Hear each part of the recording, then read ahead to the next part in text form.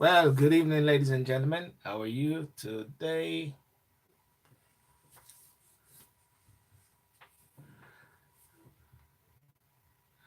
Well, good evening, ladies and gentlemen. Hi, SYLBOURNE here. Just want to wish you a wonderful afternoon, good night, and just want to say, hope you're well, and thank you for coming on. Um, Two channels I'm operating on Facebook and operating on YouTube. But what I'll do is just wait a bit for different persons to come on, and hope you having a good day. Let me see. Bluetooth device is ready to pair. Ta, ta, ta, ta. The Bluetooth device is connected successfully. Connected successfully. That is really great, isn't it? Uh-huh. Kanye West. Kanye West. Imran Khan. Brexit doomsmongers. You know? I just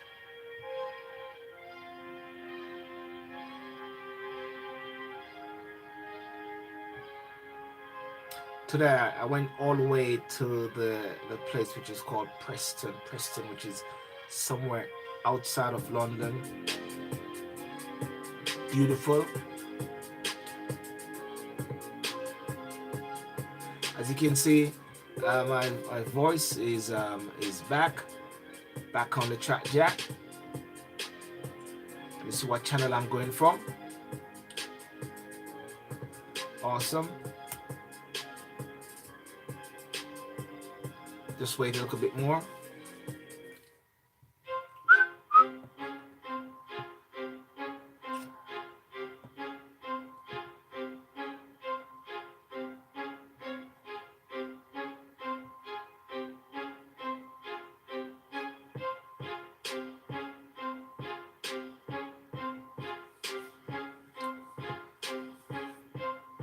Yeah.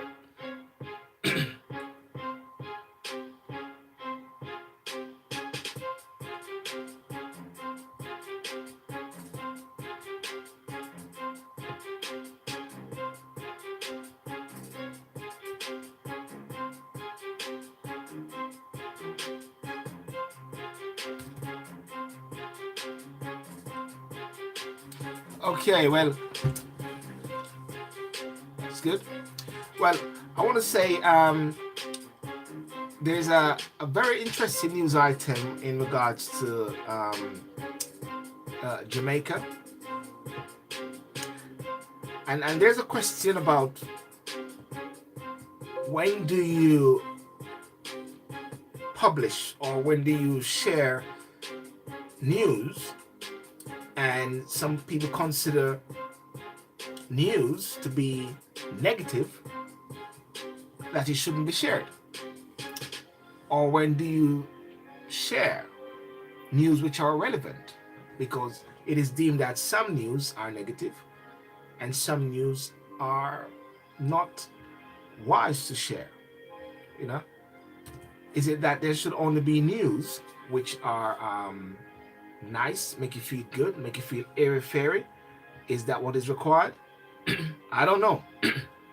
And what do you think? Or should you just share information? Share information. What should I say? Very what should I say? Very productive information, which is very important. Because I believe that if you only share news which is good or nice or airy fairy, then somehow what you're doing, you're actually not being real and not being genuine, because you're just being very selective. But I believe in responsible posting, responsible sharing of information, responsibility and accountability in how you share things. You know, and I'll give you two examples. One, there was a news item of recent days whereby they said the Jamaican government is closing all these different accounts for persons who are dormant and taking out their money. And I saw that post, and because I have some sort of inside information of how certain things work, I did not share it. But a little bit after that, the Minister of Finance in Jamaica, Nigel Clark, came out and said this is incorrect, you know. And as a result of that, I post the information which was genuine, which was correct.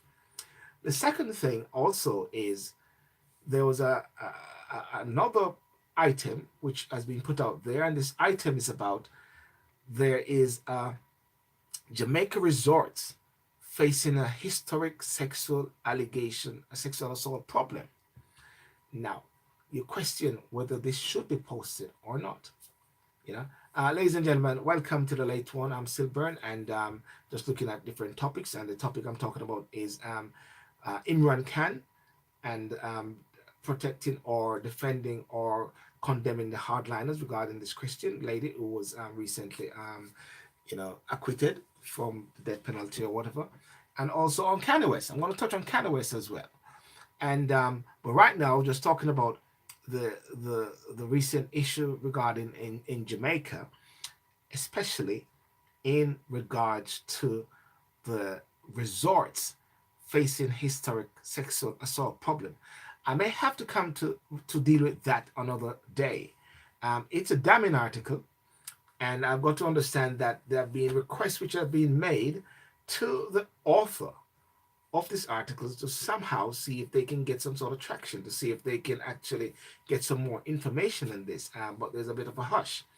And I believe the Jamaican government has put out a press release in that.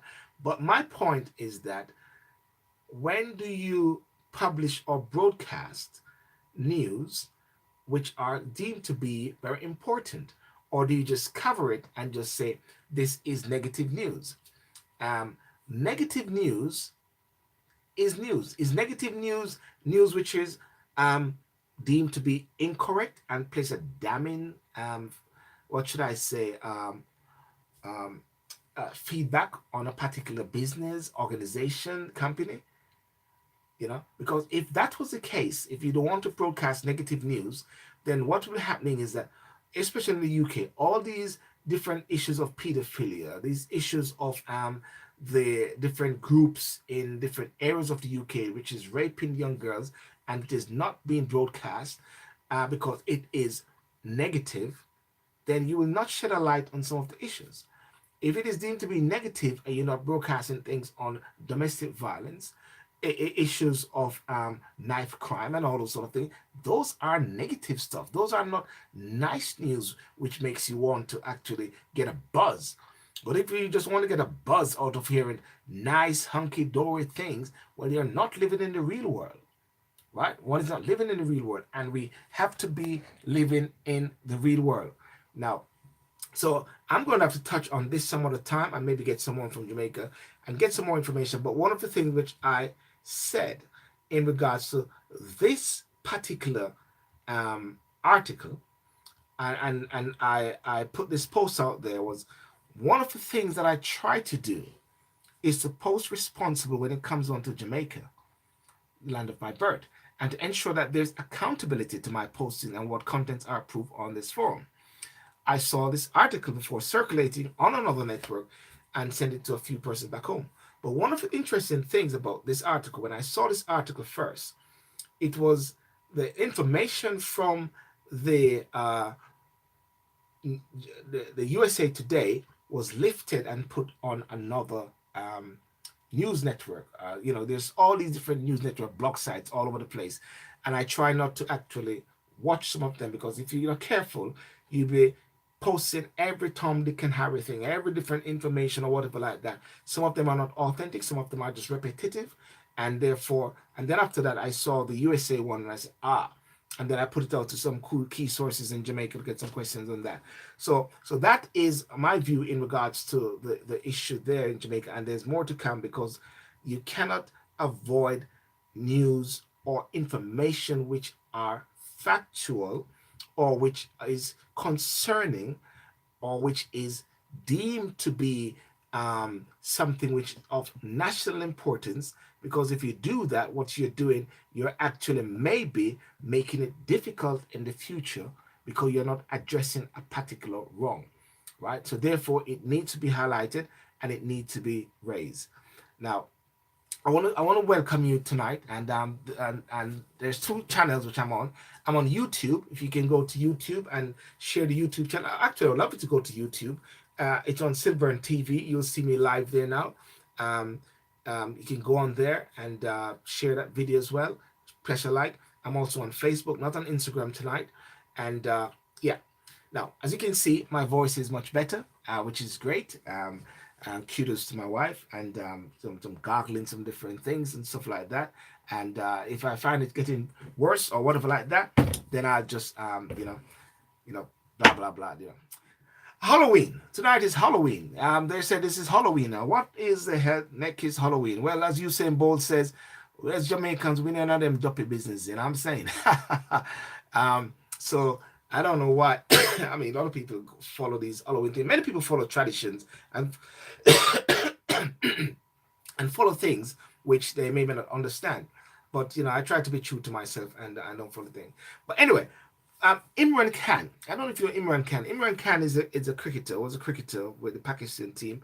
Imran Khan is now the president, or the president or prime minister of Pakistan. And of recent days, there is a lady called Aisha Bibi. Aisha Bibi, right? And Aisha Bibi, is a very interesting case. As you know, Pakistan is more Muslim. If you remember, and if you're aware of some history, England actually split Pakistan and India. Well, split, I think it was India, and created Pakistan and India. One is more Hindu and one is more Muslim, right? So in the case of this lady here, what they're saying is that she actually, just like Salman Rushdie insulted the Prophet Muhammad, right? And as a result of that, she has been sort of quarantined and somewhat been in prison. The complaints are quarreled with Aisha Bibi and could be reasonable suspect of having dragged her to court out of malice, they said. There has been issues whereby there's interesting. This has been happening from President Pervez Musharraf, in regards from that particular time. It's very interesting what is happening here. So regarding to Aisha Bibi, let me see if I can find this bit here. Imran Khan, who is the president, has defended her. Prime Minister Imran Khan has attacked hardliners and appealed to calm after the acquittal of a Christian woman convicted of blasphemy. Right? In a television broadcast, Imran Khan said hardliners were inciting people for their own political gain, claiming they are doing no service to Islam. The landmark Aisha Bibi case was already set off violent protests by hardliners who support strong blasphemy laws. Her lawyers told the BBC she would need to move abroad for her safety. Miss Bibi was convicted in 2010, that was 8 years ago, after being accused of insulting the Prophet Muhammad in a row with neighbors. She always maintained her innocence, but has spent most of the past 8 years in solitary confinement, right? And if you remember Salman Rushdie, I believe, has been up, the fatwa against him because of his satanic verses. And as a result of that, he's actually, fatwa is like this total death sentence against him. The Wednesday verdict by the Supreme Court triggered demonstration in Karachi, Lahore, Peshawar, Multan. Clashes with police have been reported. Leaders of hardline, the red zone in the capital Islamabad, where the Supreme Court is located, has been sealed off by police. And who suffers due to this? Or Pakistan, the common people, the poor. You block the roads, you rob people's livelihood. This is not the service of Islam. This is enmity with the country, right? Now, let us check out what Miss Bibi, Aisha Bibi, accused of. The trial stems from an argument. Aisha Bibi, whose full name is Aisha Nareem, had with a group of women in June 2009. They were harvesting fruit when a row broke out about a bucket of water. The woman said that because she had used a cup, they could no longer touch it, as her faith had made it unclean. Prosecutors alleged that in the row which followed, the woman said Aisha Bibi should convert to Islam and that she made offensive comments about the Prophet Muhammad in response. She was later beaten up at her home, during which her accusers say she's confessed to blasphemy. She was arrested after a police investigation. Right? Now, listen to this now. Laws enacted by the British Raj in 1860 made it a crime to disturb a religious assembly, trespass on burial grounds, insult religious beliefs, or intentionally destroy or defile a place or an object of worship, punishable by up to 10 years in jail. Right? Several more clauses. 1980, up to 3 years in jail for derogatory remarks against Islamic personages. 1982, life imprisonment for willful desecration of the Quran. 1986, death or imprisonment for life for blasphemy against the Prophet Muhammad. You know, and and what did the Supreme Court say in Pakistan? The judge said the prosecution had failed to prove its case beyond reasonable doubt. The case was based on flimsy evidence. They said and proper procedures had not been followed. The alleged confession was delivered in front of a crowd threatening to kill her. Give us Barabbas, crucify Jesus. Give us Barabbas. You know. Now, what is very good and what is interesting about this is the new prime minister, which is Imran Khan. I've actually followed Imran Khan for a while, and I've actually liked Imran Khan in a certain way. Maybe not know some of the depths of some of the politics, but sometimes you see things from afar and you tend to have a sort of affinity or like someone. And it was very interesting when I saw Imran Khan was always been consistent. If you recall, Imran Khan was married to Gemma Goldsmith. Gemma Goldsmith is a sister of Zach Goldsmith, who stood for mayor, conservative MP, right? But I believe they broke up, if I'm not mistaken. Someone can correct me there, right? But why is this case so difficult? Islam is Pakistan's national religion and underpins its legal system. Remember what I said? When it was split, Islam went with Pakistan and Hindu went with India. Public support for the strict blasphemy laws is strong. Hardline politicians have been back severe punishment partly as a way of shoring up their support base, And Christians is Pakistan's forgotten minority, right? And that's the thing. The Christian community has been targeted by numerous attacks in recent years, leaving many feeling vulnerable to a climate of intolerance. Since 1990, at least 65 people have been reported being killed in Pakistan over claims of blasphemy. Today is, what should I call it, Halloween. There are lots of intolerance in this world. Halloween is something which is deemed to be not religious, something to be demonic, something to be where some might say, for all of the years, people have been telling their children not to actually knock on strangers' house or whatever like that. But today, everybody's released to do things like that. So there's a lack of tolerance in a way in regards to religion and especially towards Christianity. But it is heartened whereby Imran Khan has actually come out and actually saying, come on, guys, we need to shape up here. We need to actually look to see what is happening. And what he said, hardliners were inciting people for their own political gain, claiming this is no service to Islam. If you recall, just recently in Pittsburgh, whereby the killing of the Jews, can you imagine in America, $150,000 was raised by a Muslim group to cover the cost of the funeral, right? And if you recall, even in the UK here, when you had the Borough High Street, I don't think it was Borough High Street, but there was another one, I think, in East London, maybe near to White City or Whitechapel or whatever like that, whereby the van went in and was running down worshippers coming from the mosque. It turned out that the same people from the mosque actually was protecting the perpetrator at the same time, right? So it is very interesting how you got different arms of the Muslim religion or so. Some were tolerant, some may be deemed to be intolerant. I got hardliners. There's always hardliners and fundamentalists. Some say even Christians are fundamentalists at certain times, you know.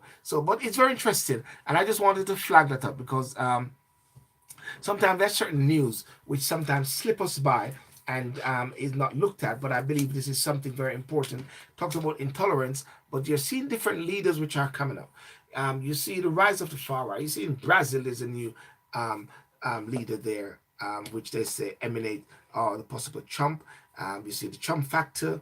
You see the UK, Merkel is stepping down. You see there's a rise in different leaders around the world, you know. So I just wanted to touch base on that, and good to hear your views in regards to Aisha Bibi. And I hope that everything goes well with her, and I hope that she'll be free. And chances are, they said maybe her best safety is to move abroad for her safety. And we had a little girl who was shot up in Afghanistan. Forget her name. Her name will slip me, but she's in the UK. So I hope somehow the organization, church organizations, or whatever like that, will support Miss Aisha Bibi and make sure that she lives a good life, because it is so important for people to be able to serve the God that they want, to be able to express the views that they want, and to be able to live the life that they want, as long as it is not, you know, physically harming anyone, not insightful to anyone. And I do pray for good speed and God's blessing and God health upon our life, and to hear what you have to say about that, Miss Aisha Bibi. Now, I want to just jump on to something else which I found very interesting today, but in regards to the Brexit. You know, Brexit is something which is happening. Brexit, Brexit, Brexit, Brexit. Everybody's talking about Brexit, and we won't get rid of Brexit for the foreseeable future. Brexit will always be here. But John Major, former Prime Minister, and listen, I have no problem with persons who are British subjects, because they all have a voice. You know, leaders all have a voice. You know, anyone all have a voice. Tony Blair has a voice. Everybody has a voice when it comes on to you know, speaking what they want, you know what I mean, sharing their views as to the direction of this country. But I believe sometimes when leaders have actually moved on, I believe it's so very important that they actually really move on and let the new leaders take their rightful place and do what they're actually doing. If the country voted a particular way, then they should actually support the position. I understand they may say, like what John Major said, nowhere to hide if no deal crashes. Major tell Brexiters, right? Nowhere to hide if no deal crashes the UK, and Major tell Brexiters. Secondly, as well, Barack Obama in the States campaigning very hard for the Democrat. I've never seen that before, whereby former presidents come out and actually campaigning very hard. You know, it's his right, democratic right. If you believe the country is going haywire or AWOL because of Trump or whatever like that, well, as a citizen of the United States of America, they have a right. Just like John Major, something very powerful is happening, whereby Brexit, which is splitting the nation, is happening. But guess what? In the recent election in the UK, the country was already split as well. You had Mr. Jeremy Corbyn. His position was a particular way, and there was a rise in that, the rise of the Corbyn, that they started to sing, "Oh Jeremy Corbyn," you know, in the football, "Oh Jeremy Corbyn," you know, and they lost the election, but it was by a thin margin that the DUP had to somewhat prop up the British government, that is the Prime Minister, the Conservative Party. So therefore, that was a political move. That was a political decision. That was something that took place on the basis of the will of the people. The will of the people is something which is always controversial. James O'Brien always talk about this on LBC. And I put it out there. What really is the will of the people? What is the will of the people collectively? Or we can say the will of the people is that 17.4 million persons voted for Brexit, and the remainder voted for Remain. So therefore, the will of the people is that 17.4 million voted to leave, and the remainder of 16 or so, 15 or 16, voted to remain. So therefore, the will of the people then could be, if you believe in the democratic process, the will of the people is what the outcome of the referendum is. And the outcome of the referendum is that to leave. How to leave? Well, that is something which wasn't actually dealt with properly and orchestrated properly, or the fine print wasn't set up properly. So as a result of that, then guess what? Leave is how. Do you leave immediately? Do you leave later? Do you leave with a hard Brexit, or do you leave with a soft Brexit? What's a soft and what's a hard? What many people saw was leave. So therefore, what they are saying is that because we weren't so sure, we have another one. So therefore, it is just like with elections then. If you wasn't so sure of the elections, then guess what you do? You vote again. And get and to try again because Corbyn didn't win. Now, I said in my post and something about John Major, I said, have a rest, John. Mr. Major, respect, Prime Minister Major. You were once the future. Kindly move over because we are leaving and it will be all right. I believe it will be all right. Many people don't believe it will be all right. But I tell you this, and I said it before, with my conviction, is that guess what? Things always work out, no matter what.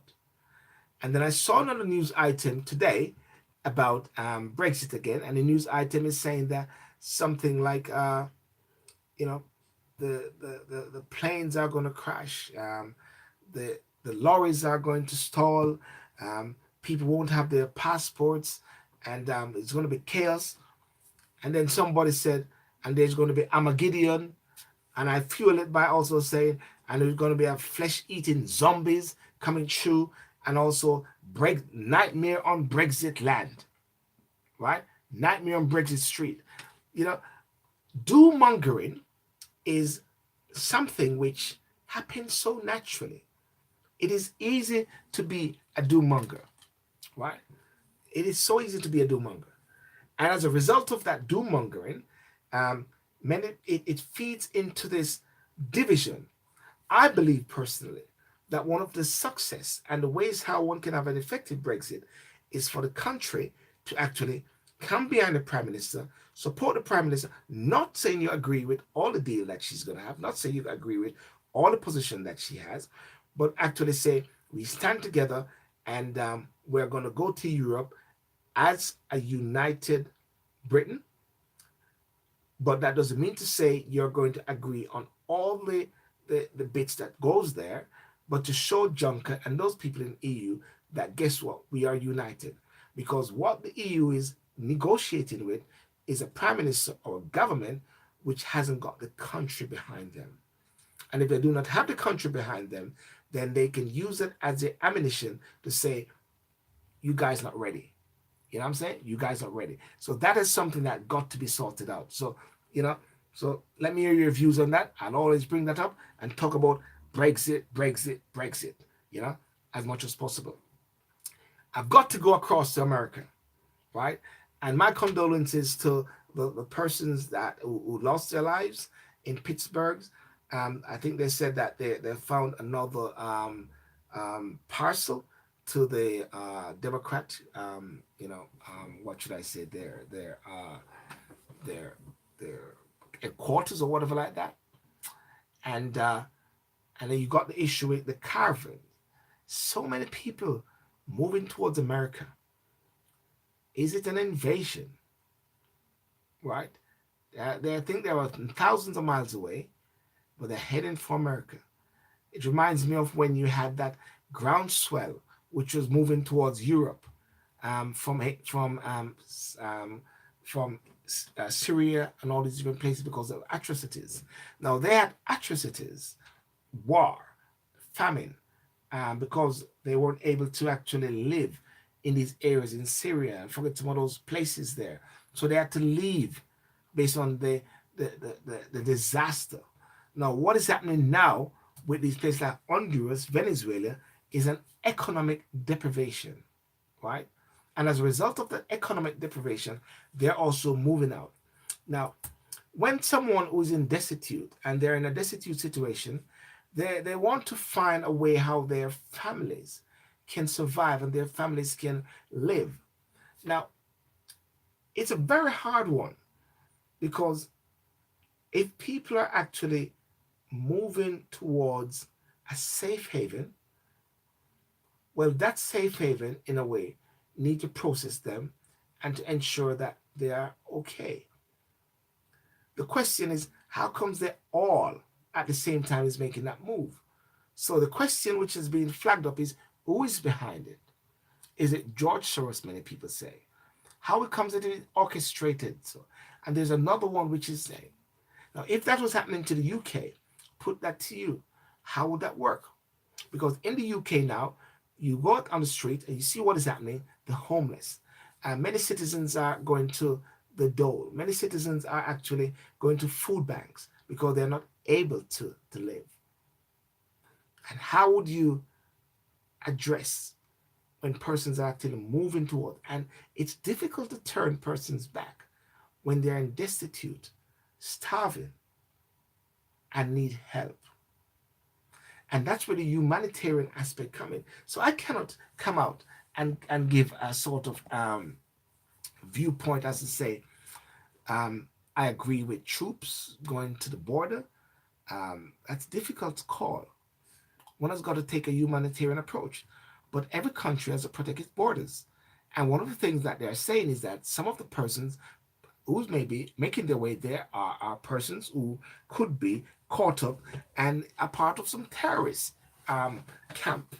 And therefore, they're trying to infiltrate.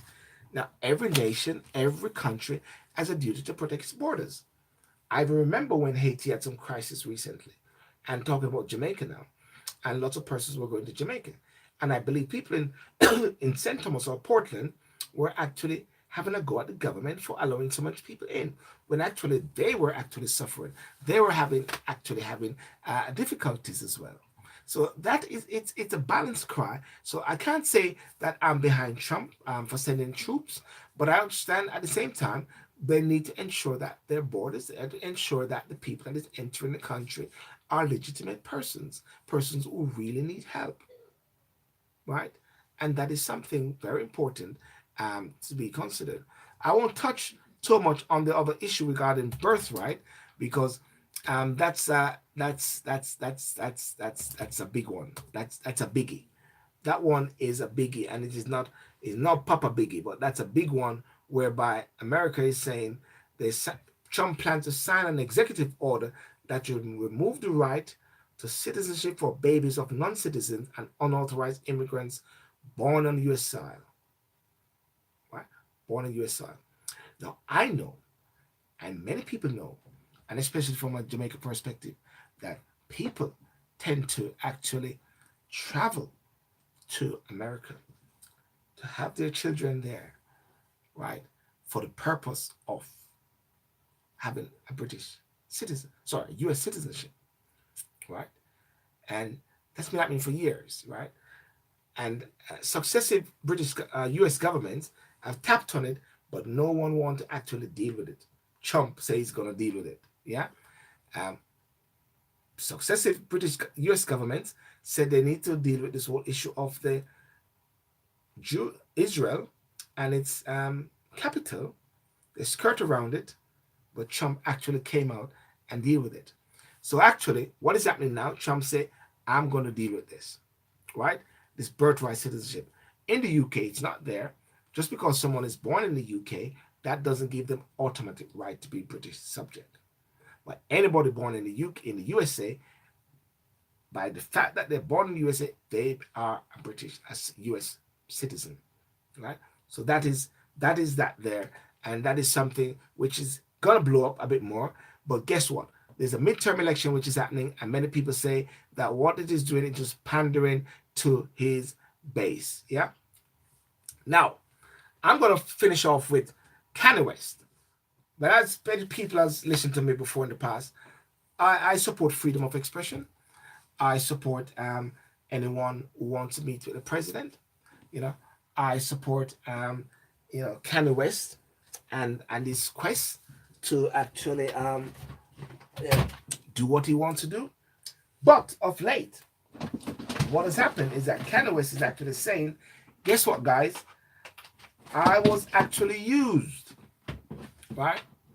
I was actually used, you know? And as a result of that, I'm actually, not going to be allowing myself to be used anymore. He says he's stepping back from politics. Kanye West quits politics, attacking Trump over immigration and saying, I have been used to spread messages, right? I don't believe in. Now that would fuel all the skeptics by saying, this guy is mad, loco, you know. Um, Bounty Killer said mad, sick, cross, miserable. So, but they would say mad, sick, not cross and miserable, mad, sick. I don't know. I'm just drawing it up. In an extended Twitter rant, he criticized Trump's immigration policy, claimed he was used, and denounced the Brexit movement. My eyes are now wide open and now realize I've been used to spread messages I don't believe in. That sends a big signal. Used to spread messages I don't believe in. How can you do that? How can that allow? I support those who risk their lives to serve and protect us. I support holding. I believe in love and compassion and blah, blah, blah. But what is crucial and what is important is this thing called Brexit. I don't know if you guys know what is Brexit. Well, Brexit is the brainchild of Candace Owens, right? Candace Owens is part of Turning Point, which is a movement in America, and that movement is deemed to what she considers herself is leaving the plantation, leaving the Democrats, and for Black people to vote Republican. She said they have been lied to. Democrats have done nothing to support Black people. Anyhow, now there's this issue about this T-shirt, this logo, which has been claimed that Kanye West actually designed. Kanye West is saying no, and Real Candace said we did it. That was on a tweet. Brexit.com is officially launched. Brexit, the Black exit from the Democratic Party. Support our website today. I'll never in my life forget this room on this day, she said. Right?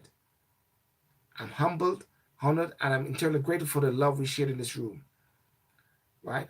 West is now denying he had anything to do with Brexit, claiming the woman he previously admired used his name for publicity because the actual designer didn't want anything to do with the brand. I introduced Candace to the person who made the logo, and they didn't want their name on it, so she used mine. I never wanted any associate with Brexit. I have nothing to do with it, West tweeted. Rapper also claiming he now realized he's been used to spread message he doesn't actually believe in, distancing himself from it, blah, blah, blah. Candace has come out and said, the words by Jay-Z and the words by Kanye West are words that actually saved her at some low points in her life, and she's gutted and she's disappointed and she accepts full blame, and that's where she is. I actually recently just tried to go on to her Facebook page and it's not there. So anyhow, so something is happening there, right there. I believe totally that it is important for people to choose their political ideology, should be able to be free to practice their religion, free to practice their sexuality, free to do the work that they want to do, free to choose the ambition, free to aspire to the highest of heights, and depths of depths.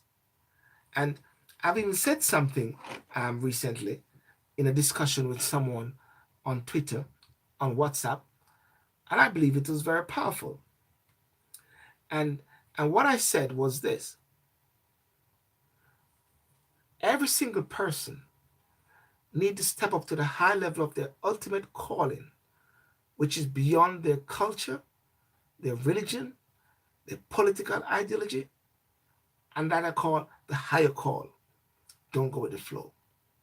And I'm going to do a specific video on that every single person needs to step up to the high level of their ultimate calling, which is beyond their culture, religion, political ideology, And I'll even add into that, and race, the higher call, ultimate, you know. So in regards to the Brexit movement, and because I'm a conservative thinker, and but I tend to shy away from anything that creates a division, everything that tend to play off against each other, to say that I am better than them, you know. So I will not support to say that the the conservative or the Republican is better than the Democrats, or the Democrats is better than the Republican, because what I recognize is that persons, individual persons, when they represent a particular constituency or particular area, the individual sometimes brings something to it, even though they may be of a different political persuasion than the masters, i.e., the prime minister, i.e., the president. So therefore, it is so crucial for persons to understand the I call it the politics of responsibility. I call it responsible politics. Someone sent me something today, for argument's sake, about some different politics. And I said, that is tit for tat politics. I don't do tit for tat politics where you say, oh, you said that, blah, blah. I've got to look at the bigger picture, the higher call, you know? So, so regarding the Brexit and all those sort of things with America, it is something that I wouldn't want in the UK to sort of take on as some sort of following on, because sometimes in the UK tend to follow certain things from the USA. What I'd want from the UK is for persons to somewhat have their own perception of their own call of what they want to do as a person, as an individual. If they want to be a conservative, they be a conservative. If they want to be a labor, they be a labor. But at the same time, everybody should be able to somewhat have this level of discourse and interface where they can sit together and they can have conversation and they can talk, but yet at the same time have different political ideology, different religion, different thinking, different thought process. I believe that's the height of maturity in politics. That doesn't mean to say you're staying on the fence. You don't stay on the fence. You operate from a principled position. But I seek for that politics where one doesn't pit one against the other, right? Because nothing is wrong with a black person being a Democrat. Nothing is wrong with a black person being a Republican as well, as long as their heart is in the right place. So as to the issue with Kanye West, I don't know what he's going through, but it's my brother, and I big him up and support anybody and not tear them down. So that's my principle, not tearing down. That's why I wanted to bring that up. You know. So finally, in closing, ladies and gentlemen, you may have seen the 291 Club with Elaine Smith. That video is out. You need to watch it. You need to share it. You need to tell others about it. Let's support that venture, the 291 Club. I was in the UK when that started, but the video is out there, and it's a great video, which a cool interview with her. And I want you to listen to that interview, because all the interviews that I've had, I'm going to put them on podcast so people can listen. Because someone contacted me today and said, I'm listening to that interview, and where's what the person said? The person said, um, listening to the interview. And I said, listening or watching? And the person said, listening at work. Smooth and calm interview. So that person wasn't watching it, they were listening. So it'd be great for you to listen to the interviews on my platform, the SYLBOURNE Show. Go onto the YouTube channel and listen to how it sounds, because all of them are going to go on podcasts. Okay, so people can listen to them, because I believe there's a wealth of information in these interviews, a wealth of information hearing different persons speak about their life, their journeys, and there's something in there for every person. Okay, so thank you so much for coming on, and yes, do another week of another week of the SYLBOURNE Show, and so thank you again. But do watch the video, share it, tell people about it as well, and do let me hear your views in regards to the points which I raised in regards to Miss Aisha Bibi, Trump, Kanye West, and also Brexit. Ladies and gentlemen, thank you very much. Have a good night. Thank you for those on YouTube who came on. Please share this video. I think the more that I do it on YouTube, the more it will gain the traction. You just have to do, you know what? In order to do something and to make something happen, the first step is this. Do it. Yeah? Anything you want to do it. Don't broadcast what you want to do it. Don't broadcast and say, I'm going to do this. Don't even wait for 2019 to say, I'm going to do this. Do it now, because if you wait for 2019, guess what you're doing? You are procrastinating. You are leading the charge. For the great procrastinator, if you're waiting for 2019 to get on and do something, don't wait for 2019. Do it now. Do it this second. 2019 will just catch up with you and fall in place. Remember, ladies and gentlemen, don't go with the flow. Okay? I'm SYLBOURNE, and I'm out. Thank you over there. And share this video. Let somebody know about it. Peace out. Lorna, Shireen Scott, and all person that came on. Thank you very much for joining me on the late one. Bye-bye.